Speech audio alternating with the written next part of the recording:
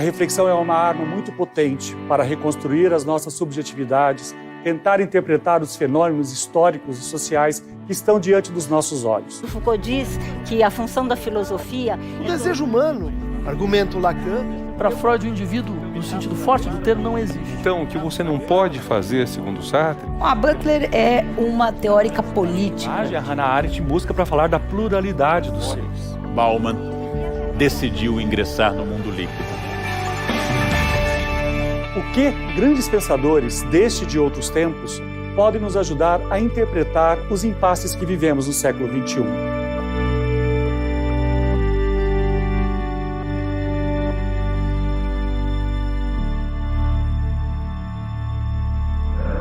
What happened in the 20th century was passage from the whole era, from society of producers to society of consumers.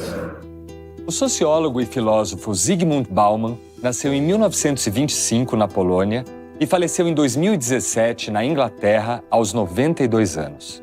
Ele atravessou as tragédias históricas do século XX, como o Holocausto e o totalitarismo soviético.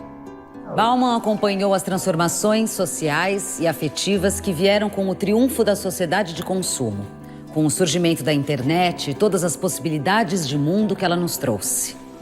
Se Freud descreve o nosso mal-estar com a vida em civilização, Bauman diagnosticou as angústias específicas da pós-modernidade, que ele batizou de tempos líquidos. Para Bauman, é da liquidez do nosso tempo, em constante e veloz mutação, que emergem o individualismo, a insegurança e a efemeridade das relações. Bauman tem uma trajetória interessante, porque ele começa como militante da resistência contra o fascismo, luta no exército polonês de resistência à barbárie nazista e, por muito tempo, considera que a presença soviética é uma presença libertadora. Começou socialista, apesar de ele ter dito até o fim da vida que era socialista, mas começou socialista e pró-soviético, foi se afastando da União Soviética à medida que fatos como a rebelião polonesa e húngara de 56, à medida que em 68 houve um expurgo universitário na Polônia, à medida que em 68 houve a Primavera de Praga, e acima de tudo, uma experiência muito dolorosa para ele, o pai dele se aproximou da Embaixada de Israel em Varsóvia e foi preso, e ele também. Logo, é um homem que foi revendo a ideia do socialismo histórico e foi se tornando cada vez mais crítico e amparado em um sucesso cada vez maior. Há um traço interessante, porque ele é um sociólogo formal, ele é um sociólogo de linguagem formal, de linguagem científica, mas desde um livro de 64, ele lançou um texto chamado Sociologia Cotidiana. Esse texto fala para os poloneses como eles devem ver as coisas da sociedade ao andar na rua, uma espécie de experiência socrática, de uma sociologia real, uma espécie de contato com as pessoas para que elas pudessem pensar a partir do real, pensar a partir dessa experiência, sem nunca ter perdido a característica do rigor conceitual, que é próprio de um sociólogo. Bauman queria, desde o início, ser entendido por mais gente. 1997. Bauman chegou à idade de 72 anos. Esse é o momento que Bauman deu uma guinada importantíssima. Pega um livro de 1930, de Freud, Mal-estar na civilização, também traduzido às vezes para ser mais fiel ao alemão, Mal-estar na cultura. Ele pega esse texto em que Freud analisa a cultura, a civilização, e junta um texto de 1927, Futuro de uma Ilusão, 2 textos freudianos, e começa a pensar o que eu poderia escrever, passados tantos anos entre a escrita de Freud e a minha escrita atual, 1927-30 e 1997. Por que essa proximidade? Freud e Bauman são de origem judaica. Freud e Bauman tiveram que abandonar seu lar por causa do nazismo. Freud e Bauman tinham interesse por arte. Freud e Bauman tinham pesquisa na área de filosofia. Talvez tudo isso os tenha aproximado, mas, acima de tudo, ele se interessou por esse conflito freudiano entre civilização que domestica, que rebaixa, que ordena, que pede a você que não seja impulsivo, que não seja emotivo demais e, acima de tudo, que não seja publicamente sexuado, com a vontade do indivíduo livre, cheio de impulsos, inclusive vontades que Freud vai chamar de pulsão de morte, vontades de eliminação das pessoas. A civilização para o austríaco era reprimir os sentidos. Quanto mais repressor for um Estado, mais se produz filosofia, línguas e assim por diante. Porque, para Freud, eu só estudo quando eu não estou exercitando a sexualidade. Essa é uma teoria freudiana. A renúncia ao instinto causa uma tensão incontornável entre o indivíduo, o Estado e a sociedade. E assim fica uma questão mais ou menos pendente, e eu vou fazer como Bauman, dar um exemplo concreto. O que impede que as pessoas mais próximas, tendo uma escada aqui, não se atirem no palco e venham fazer uma selfie? Exatamente porque se vocês fizerem isso, o grupo vai condená-los, os amigos vão se envergonhar, haverá repressão, e eu, como pessoa educada, vou reprimir esse instinto. Esse choque entre o que eu desejo e o que a sociedade deseja é a tensão elementar e a tensão básica axial que move toda a cultura e toda a sociedade. A cultura é um ato repressivo. A ideia pessimista de Freud é uma reflexão importante. E precisamos retomar, então, o texto de 27. Quando Freud traça uma fascinante correspondência que vale sempre a pena ler com seu amigo francês Roland, um especialista em literatura, poesia e mística. Ele, Freud, ateu, com Roland quase místico. E o interesse deles por conhecimento faz com que surja um conceito que Freud atribui ao amigo, apesar de não dizer o nome, já que Freud diz: copiei esse conceito de um amigo. Mas o conceito é de Roland e o conceito se chama sentimento oceânico. Sentimento oceânico é fundamental em Freud, que significa o meu eu diluído no todo. O grande sonho de todas as pessoas, encontrarem uma religião, encontrarem um time de futebol, encontrarem uma torcida, encontrarem o seu eu diluído no todo, para que eu resolva de vez essa tensão entre o indivíduo e o grupo, entre o meu desejo e o desejo dos outros. Esse é o grande sonho que Freud analisa como um processo no qual eu necessariamente quero perder a minha individualidade para evitar o atrito entre minha individualidade e o todo, o sentimento oceânico. Para Freud, a separação entre mim e o mundo é o nosso grande tema. Quando o bebê, pela primeira vez, percebe que o seio da mãe não é parte dele. E isto é o primeiro trauma de um ser humano. Segundo Freud, está nascendo aqui a individuação, que é o afastamento entre mim e o outro. Ora, todos nós somos indivíduos, todos nós sentimos, mas ninguém sente o que eu sinto. E Freud, ilustrado por um amigo muito culto como o próprio Freud, Freud começa a pensar como se recupera esse sentimento oceânico. Como é que eu volto a ser um? Como eu supero a divisão? No início, o eu abarca tudo. Depois, separa de si um mundo externo. Nosso atual sentimento do eu é, portanto, apenas o vestígio atrofiado de um sentimento muito mais abrangente. O sentimento oceânico. Um sentimento peculiar. Sensação de eternidade, de algo ilimitado, sem barreiras. Com base apenas nesse sentimento oceânico, alguém poderia considerar-se religioso, ainda que rejeitasse toda a fé e toda a ilusão. Um sentimento de vinculação indissolúvel, de comunhão com todo o mundo exterior. A barbárie nazista que atingiu aos dois fez com que ambos, Bauman e Freud, pensassem muito, muito na violência humana, na morte, na divisão entre as pessoas. O polonês notava algo distinto do austríaco. A inflexão do mundo, para Freud, era o desejo oceânico, ou a repressão sexual, ou a sexualidade que se espraiava por toda a consciência do indivíduo. Bauman introduz uma coisa estranha ao mundo de Freud. No seu livro de 97, O Mal-Estar da Pós-Modernidade, obviamente uma referência ao texto de 1930, confessada logo ao primeiro parágrafo, o polonês diz uma coisa completamente diferente. Não é a sexualidade que nos frustra, ou não exatamente, ou apenas a sexualidade. O que nos frustra é uma característica da nossa sociedade chamada consumo. O axioma mais importante da virada baumaniana é o definidor de que eu só sou se eu consumir. E que a nossa sociedade produz párias, produz pessoas afastadas do todo, que são as que não consomem. E não sendo consumidores, são afastados da condição da existência. Para Bauman, o conceito de pós-modernidade, que ele passa a usar, é obviamente uma citação de Lyotard e Baudrillard. E um crítico muito importante, hoje esquecido no Brasil, Mário Pedrosa, que em 66 fez um texto sobre Hélio Oiticica e comentou que a arte de Hélio Oiticica era uma arte pós-tudo, inclusive pós-moderna. A partir de pensadores brasileiros e franceses, surgia um significado que Bauman vai desenvolver.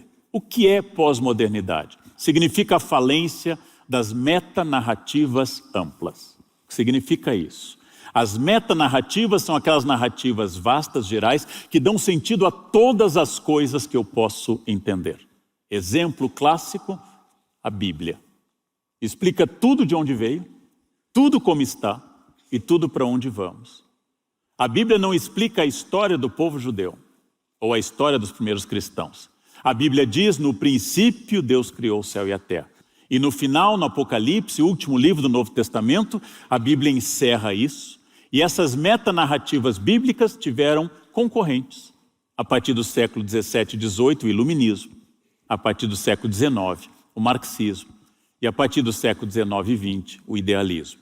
Todas essas metanarrativas são universais. E nós passamos a viver o fim das narrativas de tipo metanarrativa. Não há mais explicações gerais. As narrativas passam a ser curtas, tópicas, só tem valor para mim. Surge o indivíduo que rejeita a Bíblia, a Ilíada, a Odisseia. Surge o indivíduo que rejeita Shakespeare e diz, nada disso vale, eu penso diferente. Característica da pós-modernidade.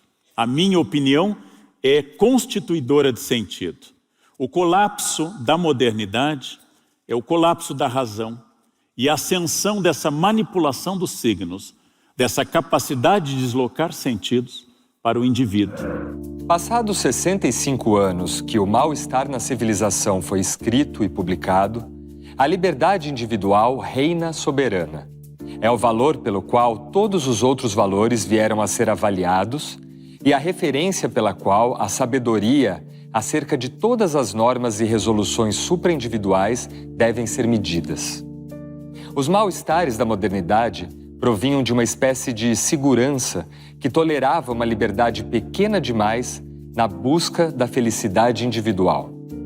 Os mal-estares da pós-modernidade provêm de uma espécie de liberdade de procura do prazer que tolera uma segurança individual pequena demais. No próximo bloco, Substituímos campos de concentração por shopping centers, com a mesma lógica, segundo Bauman.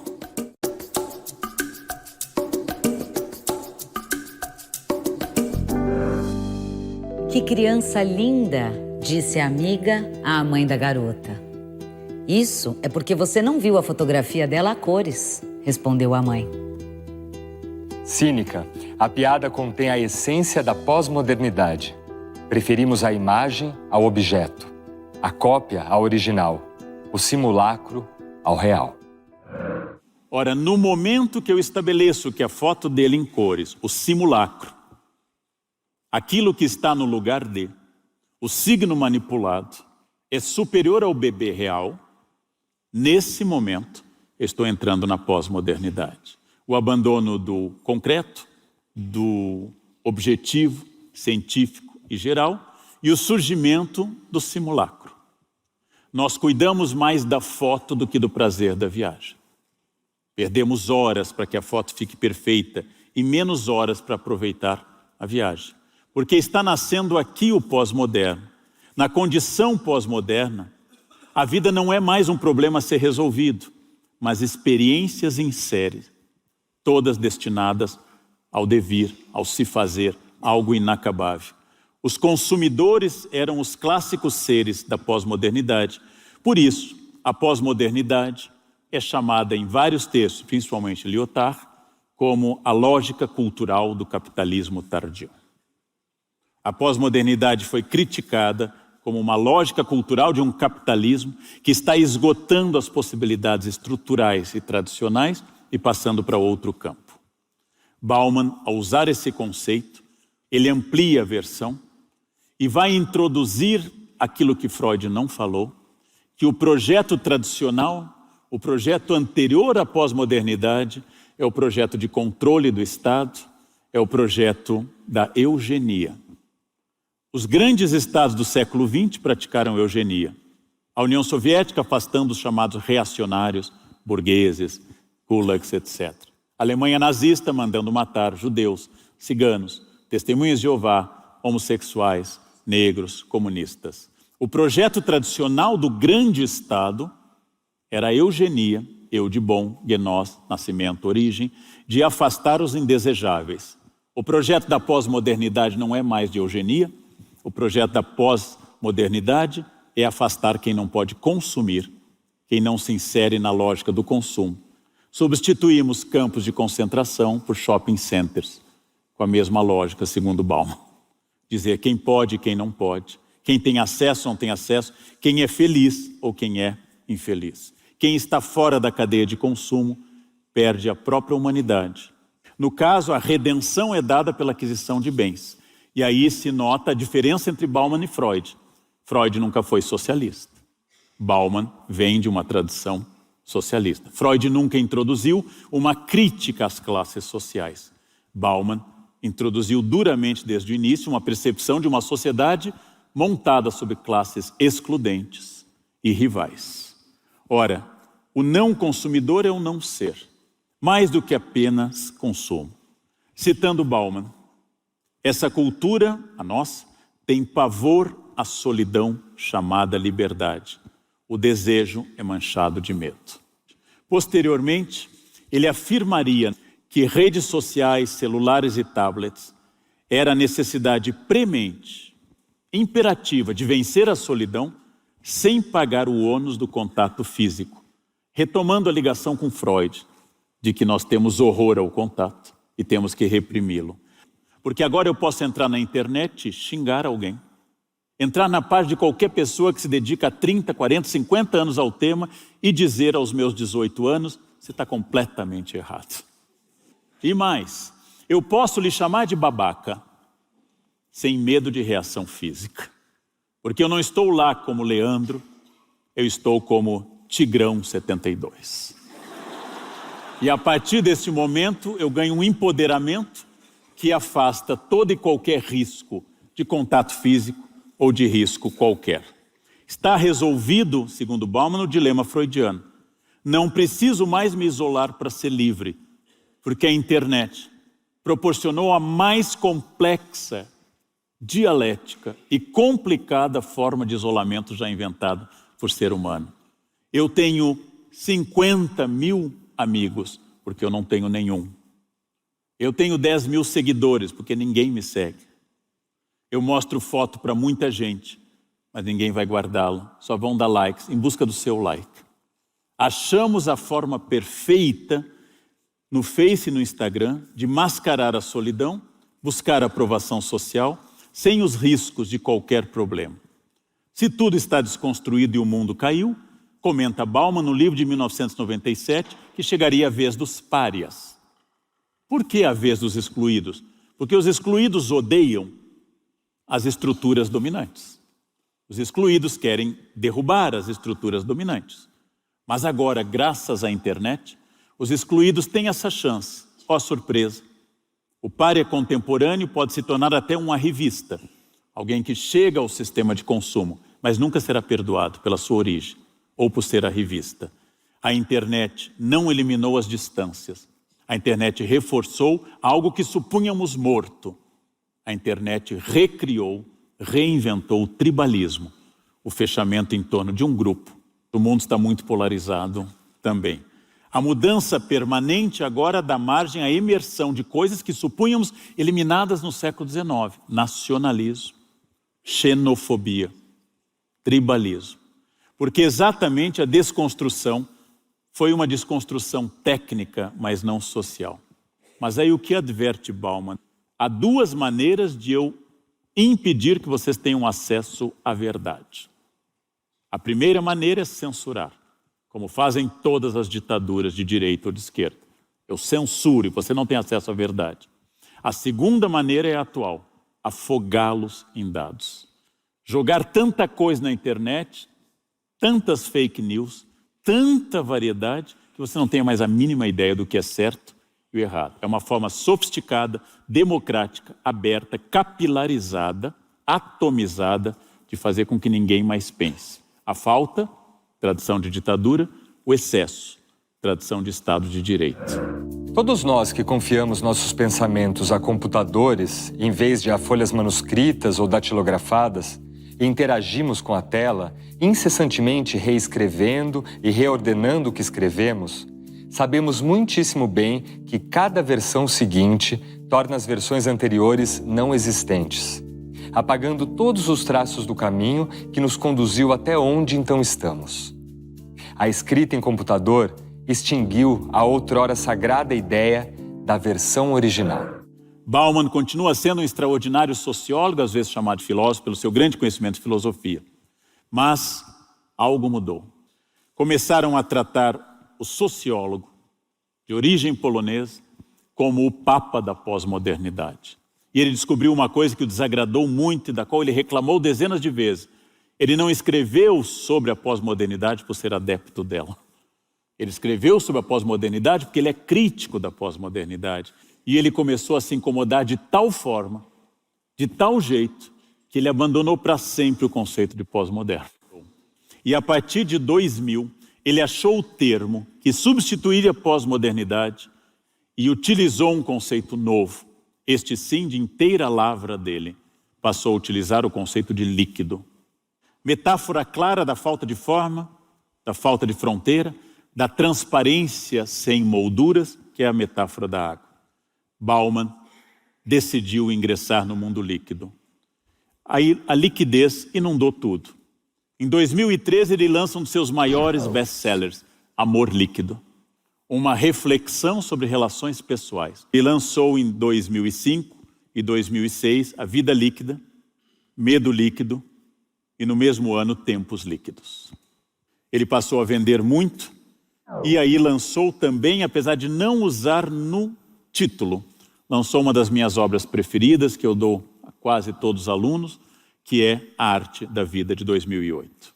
Ele não usa líquido no título, mas inunda o texto de liquidez. Freud inventou a angústia associada à sexualidade e civilização. Bauman acrescentou a questão de classe de consumo e a liquidez se soma a todo esse repertório. Juntando suas crônicas ao Corriere della Sera, ele lançou um livro simples, de pequenos textos, 44 cartas do mundo líquido, dizendo coisas muito claras, muito diretas, mas muito lineares. A minha preferida do texto é quando ele diz: farmácias não são mais farmácias. Lojas agora são farmácias, porque as lojas vendem remédio para depressão. Se você está mal, compre uma bolsa. Se você está deprimido, renove o guarda-roupa. Se você não tem mais sentido na sua vida, gaste, que o sentido virá automaticamente. Porque o consumidor, na ilusão de ser sujeito ao comprar, diz ele no texto, se torna objeto de consumo, porque ele transforma seu próprio corpo em outdoor de marcas. No próximo bloco. O medo nos tornou profundamente covardes, a confiança no Estado aumentou, porque nós queremos ser felizes a qualquer custo.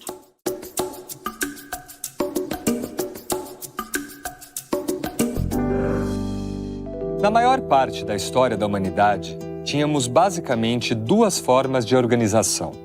O tempo cíclico, que se repete dia após dia, ano após ano, vivido pelas sociedades agrárias como o Tibete. E o tempo linear, que marcha, move em direção ao futuro, dominante nas sociedades industriais e que expressa essa ideia de modernidade, progresso. O que estamos percebendo é uma terceira e relativamente nova organização do tempo, que ganha terreno no que eu chamo de modernidade líquida.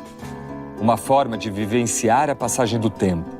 Um tempo sem seta, sem direção, dissipado numa infinidade de momentos, cada um deles episódico, fechado e curto, apenas frouxamente conectado com o momento anterior ou seguinte, numa sucessão caótica. As oportunidades são imprevisíveis e incontroláveis. Então, a vigilância sem trégua parece imprescindível. Esse tempo da modernidade líquida gera ansiedade e a sensação de ter perdido algo. Não importa o quanto tentamos, nunca estaremos em dia com o que aparentemente nos é oferecido. Vivemos um tempo em que estamos constantemente correndo atrás. O que ninguém sabe é correndo atrás de quê? Todas as pessoas entendem essa frase, no qual ele mostra que o esvaziamento de sentido, de vetor, de teleologia, é uma das características da pós-modernidade. Eu tenho que parecer ocupado, sempre teclando, sempre digitando, sempre mandando coisas, mas eu não tenho nada, absolutamente nada, dessa importância. Ao analisar os famosos motins de 2011, que toda a imprensa estava tratando em Londres como uma nova revolta, como um novo movimento cartista, como um novo Domingo Sangrento, como um ressuscitar da luta de classes, Bauman se opôs a todas as análises e disse que os motins de Londres não queria redefinir classes sociais, mas queria incluir consumidores excluídos no processo de consumo. A questão não era política, não era liberdade, igualdade e fraternidade, não eram as barricadas de 1830 em Paris ou de 1848. Ele nota que o principal alvo dos motins era quebrar vitrines e pegar iPhones. Ao invés de pensar como luta de classes, como sua formação inclinaria, ele fala, de acordo com o seu conceito, como uma nova forma de inclusão no consumo. Se o antigo conceito de pós-modernidade era a cultura própria do capitalismo tardio, a base nova era a Apple. O novo mundo tem uma maçã mordida. O desejo das pessoas é esse. Esse é meu objeto. São crimes de status, não mais crimes famélicos. Era um motim capitalista dentro do capitalismo. Não eram mais os brioches, mas os smartphones. Essa é a novidade de Bauman. Bauman não lança um movimento de condenação a isso. Ele não fala de ter uma geração melhor ou mais profunda, frase típica de quem está envelhecendo, no meu tempo. Ele ouviu em Paris uma conferência de Sartre em que o filósofo existencialista dizia que vocês têm que desenvolver um projeto de vida que siga toda a sua vida a partir de valores que vocês tenham decidido como corretos. E ele diz, não há mais projeto de vida. Ninguém planeja a vida além de um semestre. Nenhum jovem fica no emprego mais por 40 anos. Há um aluno que anuncia a Bauman que obtivera 500 amigos em um só dia. Bauman comenta, eu tenho 90 anos e eu consegui 5 amigos. Mas Bauman não julga o aluno, apenas comenta que ele e aquele jovem tinham duas noções distintas do que era amizade. One addict of Facebook confided in me, not confided, he actually boasted to me that he made 500 friends in one day. My reply was that I live 86 years, but I don't have 500 friends. I didn't manage to do it. So presumably, when he says friend and I say friend, we don't mean the same thing. It's a different kind of friend. Unlike community, network is made and maintained, kept alive by two different activities. One is connecting and the other is disconnecting. The greatest attraction is the facility of disconnecting.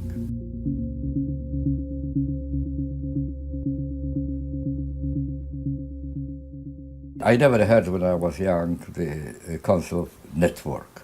I heard about human bonds, I heard about communities, this sort of thing, but not network. Breaking relationship is always a very traumatic event. You have to find excuses, you have to explain, you have to lie very often. And even then you don't feel safe because the partner would say, well, you have no right, you are swine, you are pig, you are whatever, awful man, and so on. It's difficult, but on the internet it's so easy, you just press delete and that's it. Instead of 500 friends, you have 499, but it is only a temporary irritant because tomorrow you have another 500. That undermines human bonds. Na introdução do seu livro Medo Líquido, Bauman traz 3 citações. O medo tem muitos olhos e enxerga coisas no subterrâneo. Não é preciso uma razão para ter medo. Fiquei amedrontado, mas é bom ter medo sabendo por quê. Permita-me afirmar minha crença inabalável de que a única coisa que devemos temer é o próprio medo. Ora, o medo não é exclusivo dos humanos, porque os animais também têm medo. Logo, o medo não é exclusivamente cultural. O medo também é instintivo. Ele é biológico. Não é uma invenção apenas da sociedade. A novidade da pós-modernidade é que, ao invés do medo direto do século XVI, da peste ou do fim do mundo, ao invés do medo direto de 1939, do flagelo da guerra, agora nós temos os medos que enxergam nos subterrâneos. Medos plasma, medo sem forma, medo sem limite. A internet colabora para isso. Passou a criar uma possibilidade de divulgar como um vírus um medo impreciso, um medo que atinge a todos. Nós não temos medo de perder a liberdade. Nós temos medo de perder a segurança. Vou acrescentar a Bauman um texto extraordinário de Drauzio Varela, volume 3 da sua trilogia prisional, chamado Prisioneiras. Especialista em sistema prisional, Drauzio Varela nos diz: os presos e as presas que eu conheci jamais pensaram no conceito liberdade. Presos e presas pensam apenas uma coisa: sobreviver. Uma facção criminosa, ao dominar os presídios, oferece a segurança que o Estado antes não oferecia. Oferece a ordem, e os presos estão felizes, grosso modo, inseridos nessa ordem autoritária, mas uma ordem que preserva a vida das pessoas. Logo, não é liberdade o grande drama humano, mas é sobrevivência. Então, voltando à ideia de que o grande medo atual talvez não seja, ou certamente não é, que eu seja menos livre, mas eu ficar de fora, eu ficar sem acesso, e ficando de fora e sem acesso, não conseguir existir. Por mais que a gente escreva sobre liberdade, o grande sonho humano é segurança. Liberdade é um desejo importante, muito mais teórico do que prático. O que explica a ascensão de parte desse novo conservadorismo. Perguntem às pessoas se elas querem habeas corpus, liberdade de imprensa, pluripartidarismo ou querem cesta básica. Então, quem garante certa liberdade individual, que é o projeto conservador original, que não haja um Estado controlador, é uma pessoa que promete a um liberdade, a um segurança e a todos que vai exercer seu papel policial reprimindo. E isso o torna carrasco e verdugo em meu nome. Eu não preciso mais sujar as mãos, não preciso mais ser eu, carrasco e verdugo, que o Estado assume essa posição repressora. Então, essa sedução é muito fácil de entender. E ela não é brasileira, ela é hoje mundial, absolutamente mundial. É um risco. Toda posição extrema em política é um risco para a liberdade e para a democracia. A casca da civilização, diz Bauman, é frágil. E a internet explora esses limites. Debaixo do meu verniz de educação existe o cão selvagem, diz Bauman. O grande medo vem da fonte de ser excluído. E como ele estava escrevendo esse livro no apogeu de um reality show na Inglaterra, ele diz que o reality show é a catarse em que eu posso, ao invés de ser excluído, nosso grande medo, eu posso excluir telefonando. Eu quero que ele seja eliminado. Isso me dá um poder de transferir meu medo da exclusão para a televisão. O que leva tanta gente a dizer que não vai votar na Inglaterra. já que é optativo o voto lá. O que leva tanta gente a dizer, não exercerei meu direito cívico, mas eu votarei no Big Brother. Como nós chegamos a esse ponto? Para ele faz parte de um processo, um mistério. Ele não usa a expressão, eu usaria dessa nova psicose, dessa nova neurose, melhor dizendo, que se chama FOMO, que é o F de medo, de ficar de fora, missing out. O medo de ficar de fora já é uma doença classificada nos Estados Unidos. A FOMO vem ao lado da nomofobia, a nomofobia, o medo de ficar sem o seu telefone conectado à internet. A liquidez atual reforçou o caráter temporário da vida. Os limites do mundo foram quebrados completamente, porque surgiram novos players que sempre estiveram lá, mas agora reivindicam a reinvenção social.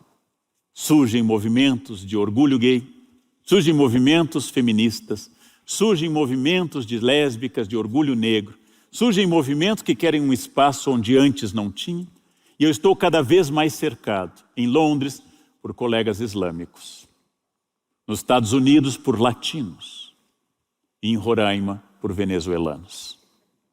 Os mundos dos bárbaros estão chegando e aumenta o meu medo enormemente. O aumento do medo no mundo líquido que Bauman descreve é o aumento exatamente da fragilidade e da minha incapacidade de pensar grandes projetos que garantam alguma segurança. É curioso que toda a racionalidade que os iluministas anunciavam chega no século XX a um projeto assassino e racional chamado Auschwitz. Ou seja, a racionalidade esbarra nessa pulsão de morte e facilita aos assassinos essa pulsão de morte. Quem nos protege no mundo de hoje? Que proteção cada um e cada uma aqui de vocês tem? A proteção dos senhores das armas atômicas. Somos protegidos por Trump e pelo presidente da Coreia do Norte. Terrível. O terror global aumentou muito esses medos. Se a tecnologia produziu aviões cada vez mais seguros, cada vez menos com risco de acidente, o medo líquido produziu a necessidade de eu examinar se meu vizinho tem estereótipo de algum terrorista. O medo é mais assustador quando difuso, disperso, indistinto, desvinculado, desancorado, flutuante, sem endereço nem motivo claro, quando nos assombra sem que haja uma explicação visível, quando a ameaça que devemos temer pode ser vislumbrada em toda parte, mas em lugar algum se pode vê-la. Medo é o nome que damos à nossa incerteza, nossa ignorância da ameaça e do que deve ser feito, do que pode e do que não pode.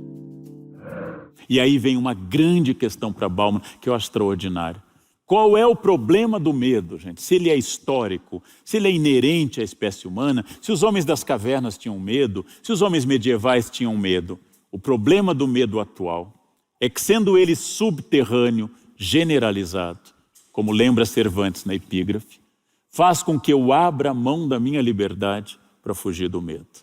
Eu aceito que me examinem muito antes de entrar em um avião, porque afinal é terrorismo. Eu aceito viver em condomínios fechados.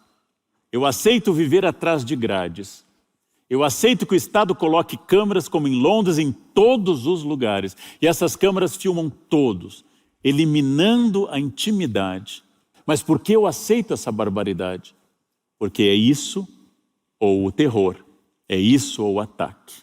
O medo nos tornou profundamente covardes, a confiança no Estado aumentou, porque nós queremos ser felizes a qualquer custo. Queremos ser felizes e seguros a qualquer custo. Fomos levados a crer que a felicidade está acessível a todas as pessoas, diferente do século XII, por exemplo. Queremos ser felizes, inclusive, invenção burguesa do XIX, queremos ser felizes no casamento. É extraordinário. No próximo bloco. Queremos a volta ao útero, que é o isolamento em tablets e celulares. A autossatisfação, que é a regra atual.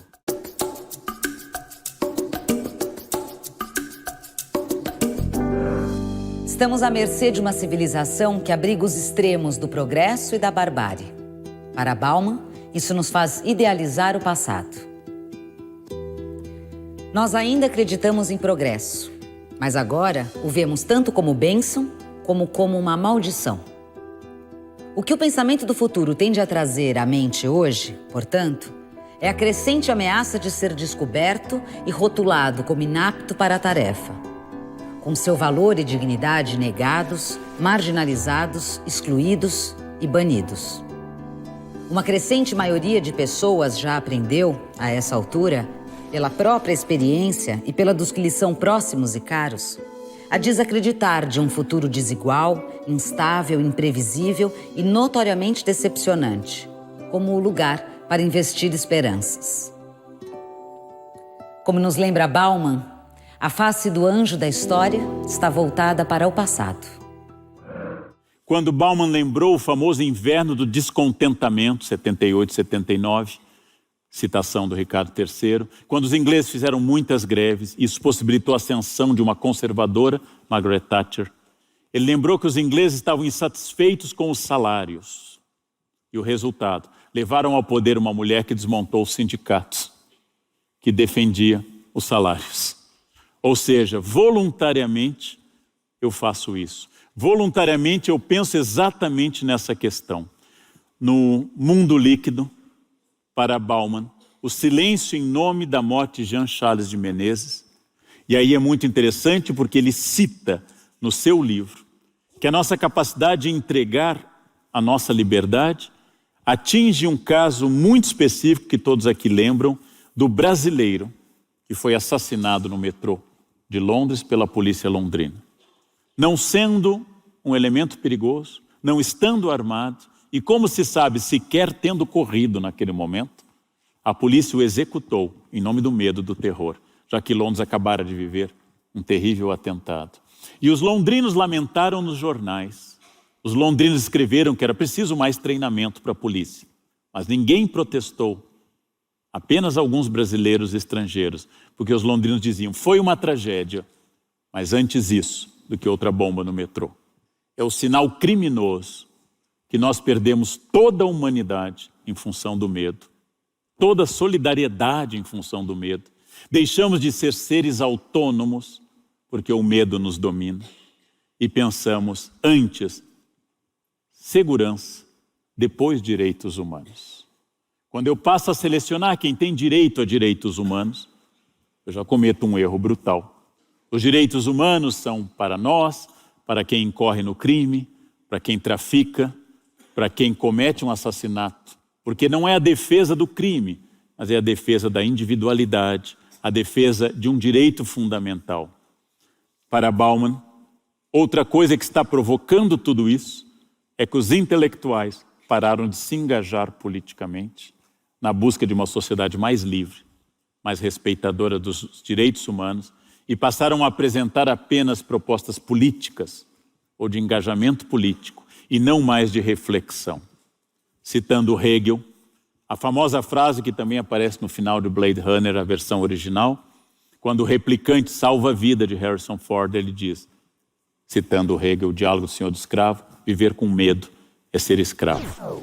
And I came to the conclusion that there are two essential values which are absolutely indispensable for a satisfactory, satisfying, rewarding, relatively happy life. One is security, the other is freedom. You can't be happy, you can't have a decent, dignified human life in the absence of one of them, right? Security without freedom is slavery. Freedom without security is complete chaos, inability to do anything, plan anything, even dream about anything. So you need both. The trouble, however, Professor Schiller, again, that's my very firm conclusion, is that no one yet in history and on the planet found the golden formula, the perfect mixture of security and freedom. Each time you get more security, you surrender a bit of your freedom. There's no other way. Each time you get a bit more freedom, you surrender part of your security. So you gain something and you lose something. And there is no escape of that. So my conclusions are twofold. One, you will never find the perfect solution of the dilemma between security and freedom. There always will be too much of one and too little of the other, right? And the second, that we will never stop looking for such a golden mean. Para Bauman, nós nos tornamos voluntariamente escravos do nosso pavor, aceitando sermos prisioneiros nas nossas casas, fechar os vidros, subir muros e contratar guardas, aceitando voltar à Idade Média porque as invasões bárbaras estão ali, e aceitando que isso deu um lucro extraordinário para muita gente, porque há muita gente vivendo da indústria do medo. Junto à indústria de drogas, a indústria de armas é uma das mais prósperas do mundo.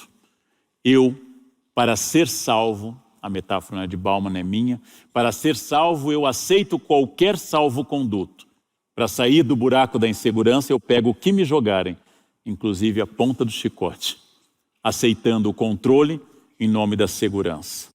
Oscar Wilde havia dito que o progresso é a realização de utopias, mas Bauman diz que o nosso tempo é um tempo de fim de utopias. Nós não usamos mais, como desde o século XVI, Thomas More havia instituído, o progresso de uma sociedade instituída como um modelo que deve corrigir o presente. Ao invés da reforma social, diz Bauman, e coletiva, instituímos espólios de competição individual apropriados. A retrotopia, título do seu livro póstumo, nasce e provoca 4 questões que eu apenas indicarei porque não é o nosso objetivo. Primeiro, voltamos a Hobbes e a crença no caráter destrutivo do projeto social. A guerra permanente. Não há mais um Leviatã, mas centenas de pequenos Leviatãs autoritários. Não há mais um grande Leviatã, uma grande ditadura mundial arriscando o mundo como o nazismo. Mas há a empresa, a escola, o condomínio e todos os lugares onde as regras do Leviatã são aceitas pelas pessoas. Tudo isso é complementado por uma expressão dele muito interessante, que além do estado do Leviatã, queremos a volta ao útero, que é o isolamento em tablets e celulares. A autossatisfação, que é a regra atual. A liberdade é apenas individual. O útero cria zonas de conforto, câmara de ecos, viés de confirmação e sala de espelhos. Zona de conforto, onde eu só escuto pessoas que concordam comigo. Viés de confirmação, porque todo mundo diz, no meu grupo, que determinado político é a salvação do Brasil. Câmara de eco, porque eu digo, viva fulano, e as pessoas dizem viva, então eu entendo que é coletivo. E acima de tudo, o viés do espelho, onde eu só olho a mim narcisicamente, que é a volta ao útero. Redes sociais são, por excelência, a volta ao útero.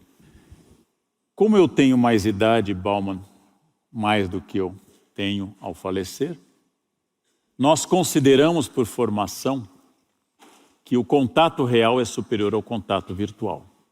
Eu não tenho certeza se isso é verdade. A grande questão não é saber se o contato real é diferente do contato virtual. Talvez para uma pessoa seja, talvez para outra não. Mas o que de fato eu quero, e se o contato virtual não é simplesmente reflexão baumaniana, uma maneira de eu me proteger dos riscos da relação. Em uma relação ao vivo, meu controle não é total. Eu sou obrigado a negociar mais. Então há que se saber se a minha presença virtual não é uma presença que nasce exclusivamente da minha incapacidade de negociar meu narciso, da minha incapacidade de negociar a diversidade, da minha incapacidade de sair da minha câmara de segurança, da minha câmara de eco, do meu viés confirmativo.